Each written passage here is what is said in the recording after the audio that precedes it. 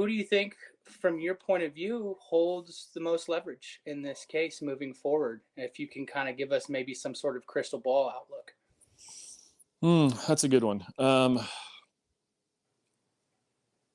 actually think that the argument on what the bylaws say, I think, to find out what you guys want to hear, but I think the departing members actually have the better argument there, because it doesn't necessarily make sense that if you announce that, let's say you announce you're going to leave the conference in 2 years, but you don't actually leave until that date you're allowed to leave.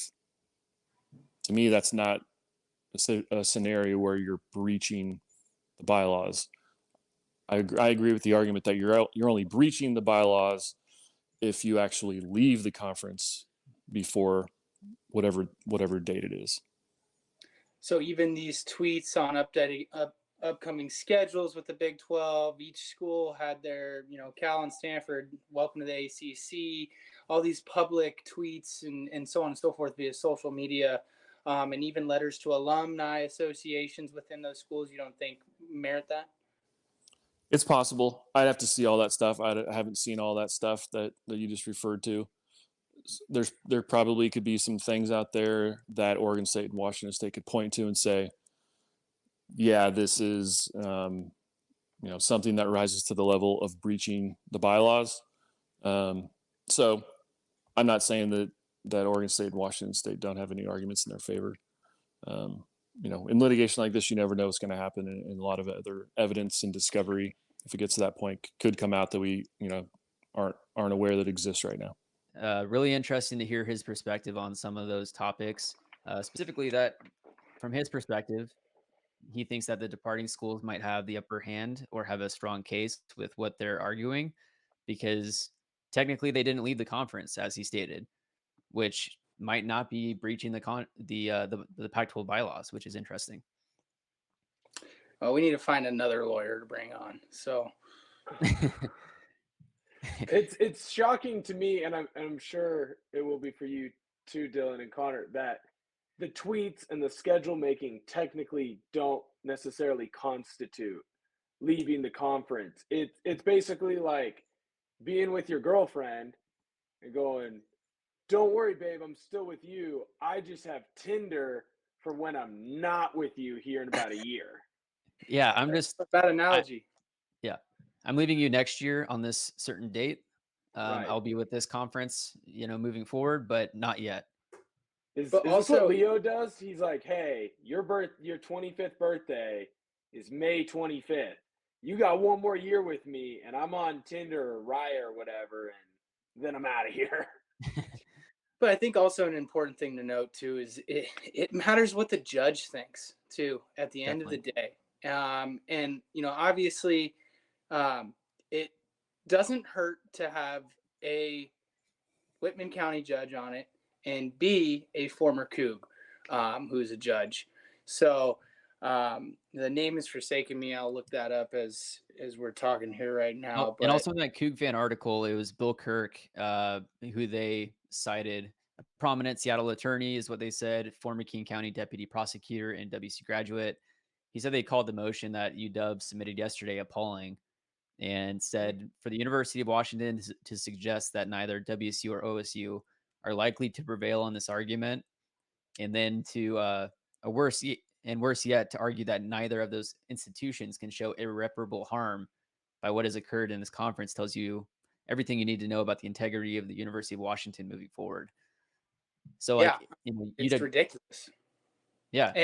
And Oregon State already came out publicly, their president stating that they expect to not have 44% of the budget or revenue, I should say, that they had this past year. So if losing nearly half of your revenue isn't irreparable harm, I don't know what is.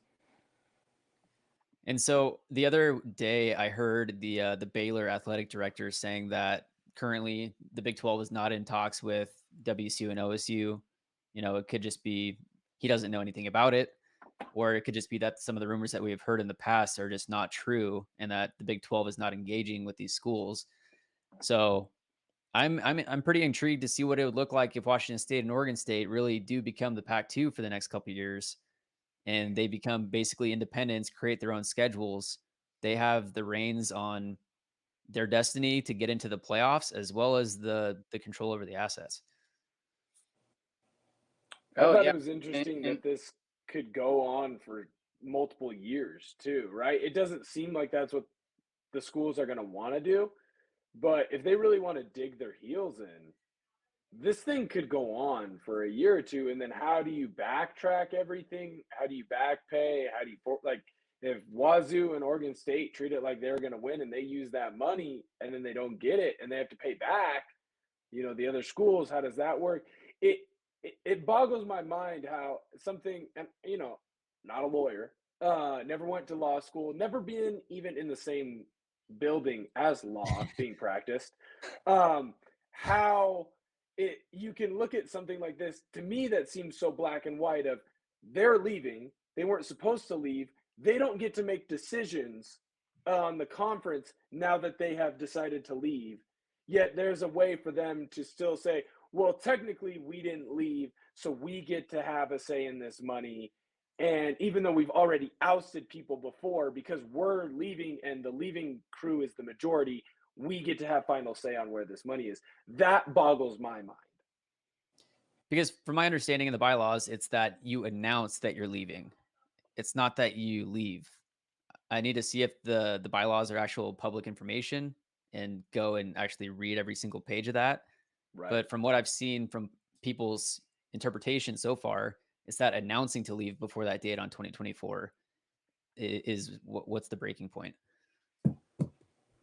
But a tweet isn't announcing. That's No, where, yeah, or like my tweeting perspective is isn't like, announcing. yeah, all the Schedules isn't conferences, announcing. right? How is that not announcing that you're leaving to me? Asking donors for more money because you're leaving. It's stuff Dylan, like that to me. That's, how is that not leaving? Dylan, you it's up referenced for the alumni being sent messages.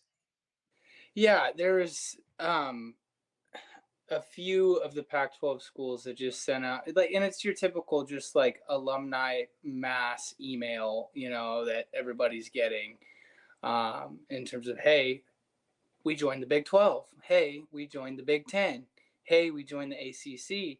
And I think the whole goal, in my mind, I think the whole idea of WSU and Oregon State doing this is just to make things extremely tough on all the outbound members, um, as well as, all the conferences report to the CFP, the College Football Playoff, and under those bylaws, there's got to be any for any thing to change, any decision, there has to be unanimous consent.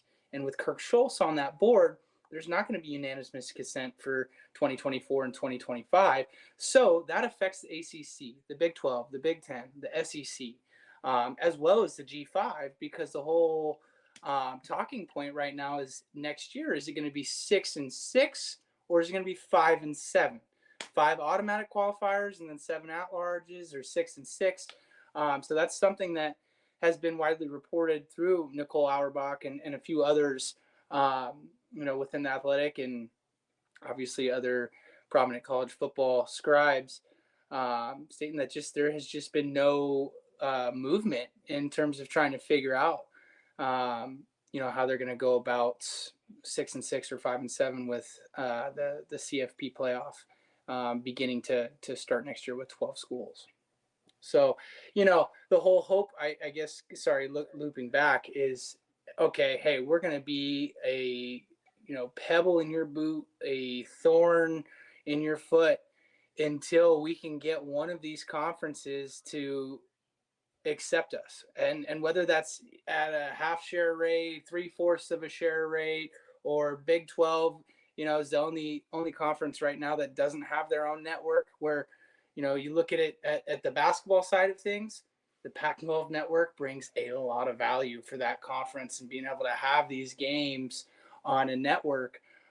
So who knows? A lot's to be said, and we have no idea if the ACC blows up in the next month to 6 months with Florida State, North Carolina, and some of the other, Miami prestigious brands there that are looking to maybe bounce as well, because there's been a lot of smoke. There's smoke Yeah, every week on this conference that realignment. that's a Now there's great point. Gonzaga potentially to the Big 12. Yeah, that seems like it's almost a done deal, and that's a great point. This is far from over. So if Washington State and Oregon State, it almost kind of seems like if you can hang on, stay independent for a year or two, maybe something opens up later on. It's I hate to be analogy guy. I listened to Colin Cowherd too much when I was a younger kid, but it's like Joe Cronin with Damian Lillard. He waited until a better offer came, and eventually someone got a little more desperate, and a better offer came, and so he was able to get better assets back for his star player. It kind of seems like the same thing for Wazoo and Oregon State. Hold on, you never know what's going to happen. If you hold on for a year or two before you have to officially join a conference, what if the ACC does go belly up, right? It's already been made very clear that Clemson, Florida State, those top teams in the ACC, they want to get out, and the SEC wants those teams. If the SEC gets Florida State, and you can have Florida State, Miami, and Florida play every year as part of your conference, that's a huge deal. Thinking about Alabama playing Clemson every year, that's a huge new tradition that you've created. And you've basically now just taken over the whole South. Well, if that happens, well, now you really can turn into that all coast conference, because guess what? North Carolina State isn't getting picked up. You know, Georgia Tech isn't getting picked up. So you can pick Boston up that College, Oregon State. Syracuse. I mean, those schools aren't going to get picked up, Exactly. So then you can pick up Oregon State, Washington State, and then is that enough to save yourself and put yourself in, the new Power Four, right? Yeah, and you I never know what Mhm. those couple remaining AAC brands. I think Right. Memphis, Tulane, Hmm. or even Tulsa. But I think Memphis and Tulane are also, in this kind of same situation that Oregon State and Washington State are in, because they know they're two of the better brands in the G5. So, you never know if Cal and Stanford decide to piggyback with OSU and WSU, saying, look, we need travel partners, and maybe that's where the UNLVs, the SDSUs, and maybe even Fresno States, kind of get looked at as well. It's just a climate that is changing day to day. And that's the other thing that you just kind of hit on. This kind of makes sense for football, but for every other sport, you already lose money competing in them, aside from a special few basketball, a special few baseball, and a special fewer volleyball, right? So if you already lose money in these sports, now you're asking them to do these big long travel weekends where if you're playing baseball, you're gone from Thursday. Yeah. Shoot, if you're playing volleyball, if you're playing basketball and you're on the road, you're gone on Thursday. Now you're telling me you got to go across the country and then come back. How are you able to recoup that money, right? In sports and in the universities where you're already trying to figure out a way to recoup revenue that you lost because of the pandemic that we just came out of, and get your student bodies back up to a higher rate, because most of these universities, they lost student enrollment. Student enrollment went down. So how do you build yourself back up, and how do you build up that money? I don't think that you can just consistently keep going to donor after donor after donor and be like, hey, we need more money for the charter plane for the volleyball team, or we need more money for the softball team or baseball team, track and field, wrestling, men's golf. How do you keep doing this? So it also wouldn't shock me if in 5 or 6 years it's like, hey, we have to autocorrect. We have to revert back to what it was, just from a monetary value. So I also think there's something to be said, and if you can wait long enough, maybe the avalanche reverses itself and everyone starts coming back going, hey, we need to find at least some sort of regionality to this sport so that we can afford to pay for all these other sports. Well, and if you also remember too, a couple of years ago with the Premier League and the Bundesliga and La Liga, which is La Liga is in Spain, the Bundesliga is the German, and then obviously the Premier League is the English clubs, they all had this idea. The TV networks wanted to do this, but Super League. tradition reigned supreme back there. But those people also care about their soccer like it's life or death as well. So there was a major push to avoid this, giant mega conference that, the Sky Sports and all those, TV networks, in Europe we're looking for. So, maybe, like Will just said, the blizzard gets too much, and it's time to revert back. They might be doing the same amount of travel going from England to Germany as all these schools from the West Coast are going to have to do going from West Coast to East Coast now. Right. It's a big deal. It's not super fun when Boston College has to come to Pullman and they have to play the 7:30 game. Yeah. Right. Yeah. 10:30 their time.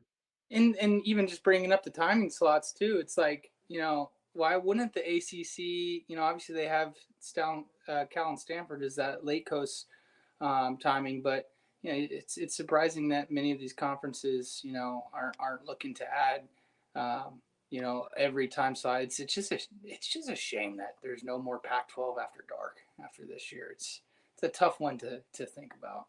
I think USC fans after last week would disagree. Fraudulent. Jed Fish, man, go for it, dude. Come on. What are we doing here?